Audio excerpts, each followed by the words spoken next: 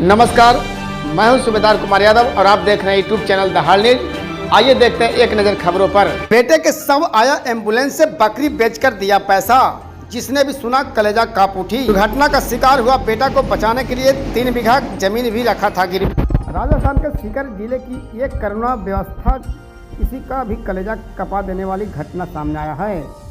आगरी की ढानी रावजी से एक युवक मजदूरी करने के लिए नागपुर गया था। तब बूढ़े बाप को मानसिक बीमार बहू के उपचार और परिवार की गरीबी से उभरने की कुछ आस बंधी, लेकिन सब पर पानी फिर गया। सीकर जिले के निमका थाना में एक मजबूर बाप की दर्द भरी दास्तां सामने आया है। हालातों के आगे मजबूर बाप ने अपने बेटे का शव लेने के लिए घर में पेट पालने के लिए रखी गई बकरियों को भी बेच दिया। उनसे मिली रकम से एम्बुलेंस का किराया चुकाया, बेटे का शव को लेकर अंतिम संस्कार किया। जानकारी के अनुसार निमका थाना के आगरी की ढानी रावजी के रहने वाले रणवीर सोलंकी नागपुर महाराष्ट्र में एक सड़क हादसे में गंभीर रूप से घायल हो गए थे।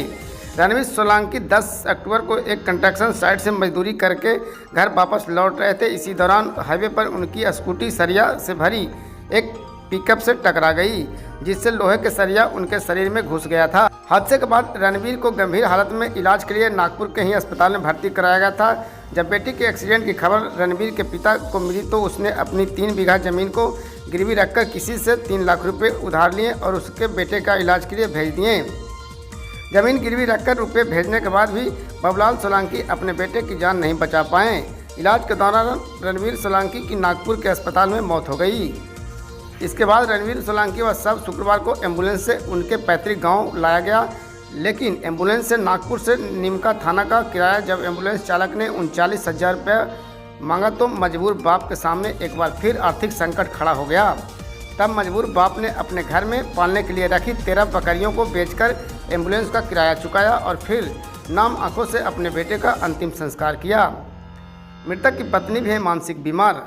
रणवीर के पिता बाबूलाल सोलंकी ने जानकारी देते हुए बताया कि मृतक रणवीर की पत्नी सीमा भी पिछले 13 सालों से मानसिक रूप से बीमार चल रही है और उसका इलाज चल रहा है। आज जैसे ही रणवीर का शव गांव आया, वैसे ही पत्नी भी बेसुध होकर गिर पड़ी। वहीं इस घटना के बाद ग्रामीणों ने भी सरकार से पीड़ित परिवार की सहायता की मांग किया है।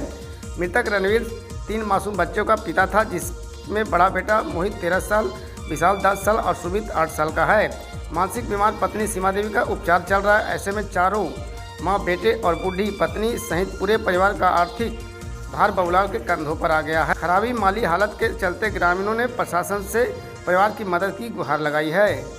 राजस्थान से दीपक कुमार की रिपोर्ट।